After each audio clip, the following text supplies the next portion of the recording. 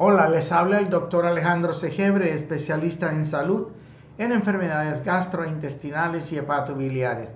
Soy el rey del colon, rey del hígado, rey del reflujo y rey del papiloma. La proteína animal produce reflujo. Ustedes saben que el exceso de proteína animal, ¿ok? El exceso de proteína animal produce reflujo. En este caso puede ser chivo, carnero, tortuga, venado, cordero, res, cerdo, ave, en este caso pollo, queso,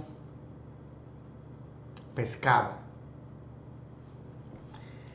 Las proteínas animales son purinas, ¿okay? Eso se convierte en venenos, en ácido úrico. Ahora, lo que más hace que el estómago produzca ácido es la proteína animal. ¿Por qué? Bueno, porque la proteína animal es lo que es de más difícil digestión, definitivamente. No, perdón. Lo que es de más difícil digestión son las comidas chatarras, la basura, la porquería, lo que tú te comes que no tiene nutrientes, que no tiene fibra, que no tiene minerales, que no tiene vitamina. Eso es lo que más hace que el estómago produzca mucho ácido. Y después de esa basura, de la chatarra, de la alimentación frita, de los bolsitos, los doritos, la papita frita, después de toda esa basura, lo que sigue prácticamente que hace que el estómago produzca más ácido clorhídrico es la proteína animal. Bueno, porque la proteína animal se tiene que desdoblar. Tienes que romper las cadenas que unen las proteínas. El estómago tiene que separar prácticamente. ¿Y separar qué? Los aminoácidos, hacerlos que se vuelvan libres para que se puedan absorber en el intestino delgado. Para eso necesitamos el ácido clorhídrico. Pero antes del ácido clorhídrico necesitamos la masticación. ¿Por qué? Bueno, porque el estómago no tiene dientes, querido público. Entonces usted tiene que masticar bien, sobre todo si es proteína animal, carne. Carne de res, carne de pollo, carne de carnero, carne de vaca, carne de pescado o músculo de pescado, músculo de res, músculo de chivo, músculo de carnero, músculo de cerdo, músculo de lo que usted quiera, músculo de queso. ¿Ok? Porque proteína es músculo. Entonces, cuando usted come proteína animal, se está comiendo el músculo del animal. Y eso es difícil el estómago de desdoblarlo. Entonces, para eso el estómago produce una cantidad de sustancias, hormonas y sustancias que van a ayudar a hacer ese trabajo, a desdoblar, descomponer, romper moléculas grandes en moléculas pequeñas y romper los enlaces. Como por ejemplo cuando la comida, la proteína animal entra en contacto con el ácido del estómago, hay una sustancia, un zimógeno que se llama el pepsinógeno y se convierte en pepsina. La pepsina es una de las endopeptidasas, las enzimas más poderosas que tiene el estómago. Y esa es la que va a coger y prácticamente va a desdoblar la proteína animal y va a separar los aminoácidos en aminoácidos libres. Bien difícil. Y el ácido también va a ayudar a descomponer la proteína, a romper enlaces.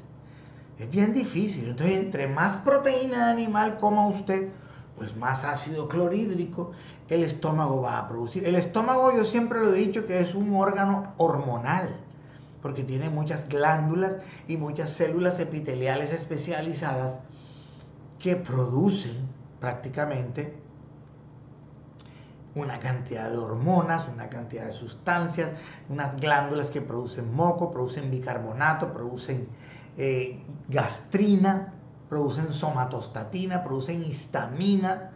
O sea, es una cantidad de células impresionante. Ahora, cuando usted estimula el estómago con la gastrina, o sea, cuando usted ve la comida, qué comida tan deliciosa, la ve con la vista, esa es la fase cefálica de la digestión, que usted ve el alimento, lo saborea en la mente. y cuando lo toma en la mano lo saborea, lo ve y lo toca y se lo imagina, ya se está produciendo ácido clorhídrico por el estómago.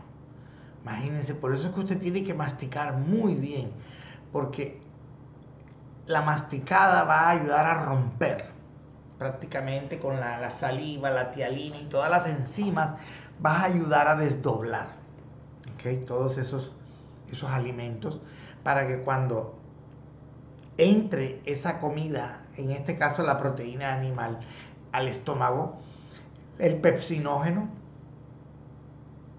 es un zimógeno, está producido por las células principales del estómago y que en contacto con el ácido clorhídrico se convierte en pepsina, una enzima poderosísima, que es la que hace que los aminoácidos queden libres.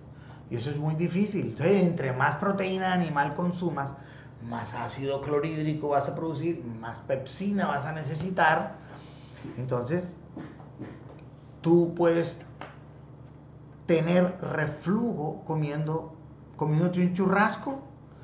Claro, porque el cuerpo no está diseñado para recibir 350 gramos de proteína. Es mucho.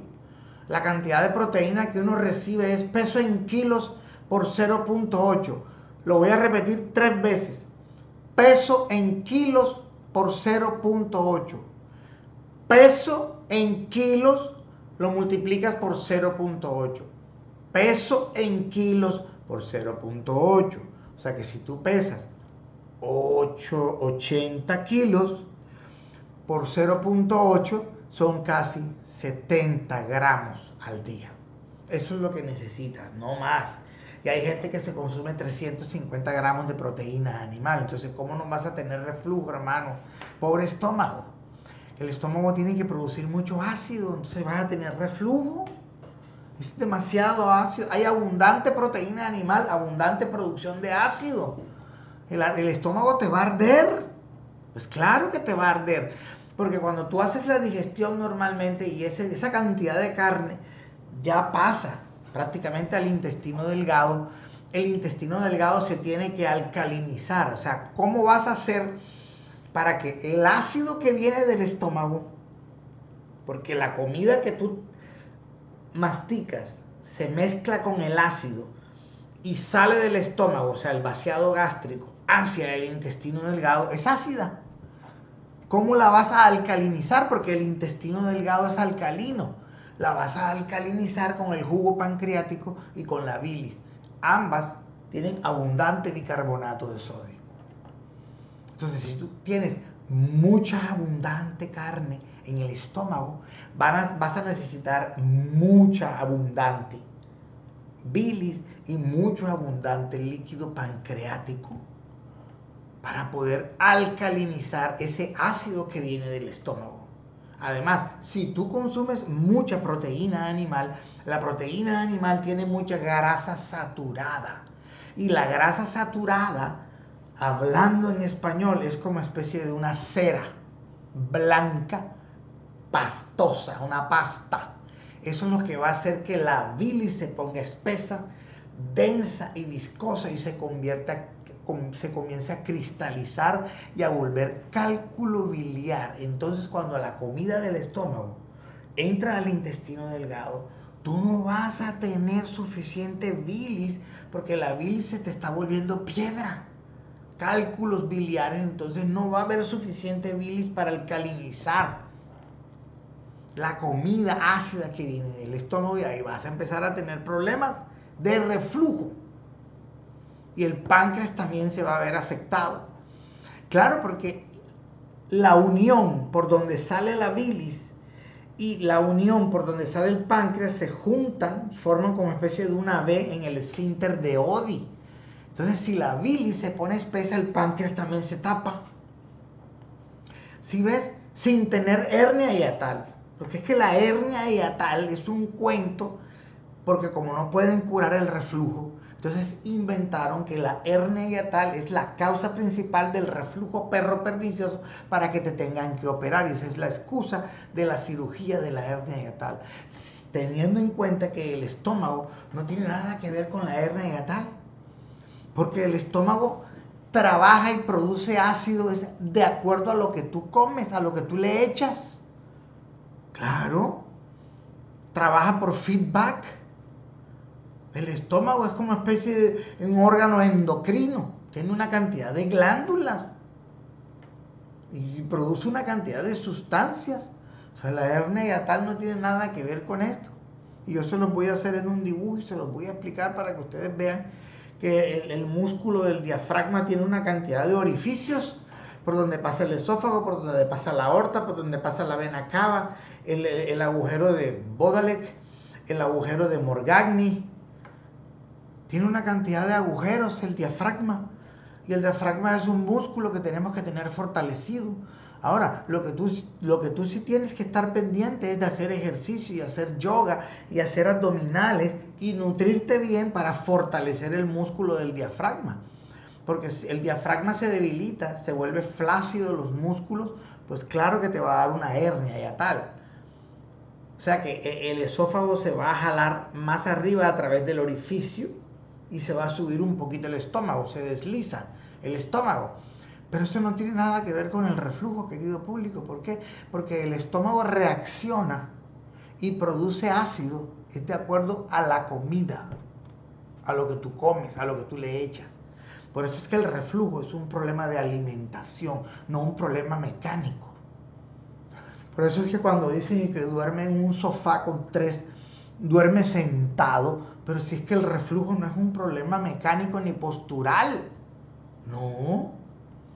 El reflujo no es un problema mecánico ni postural.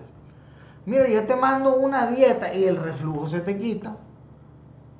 Ahora, no quiere decir que si yo te pongo a caminar con la cabeza en el piso y los pies arriba, te va a dar reflujo.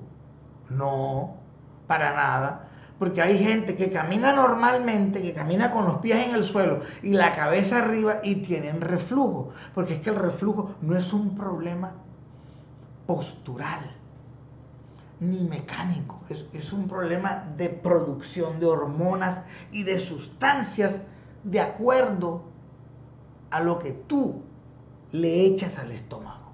Eso es todo el cuento.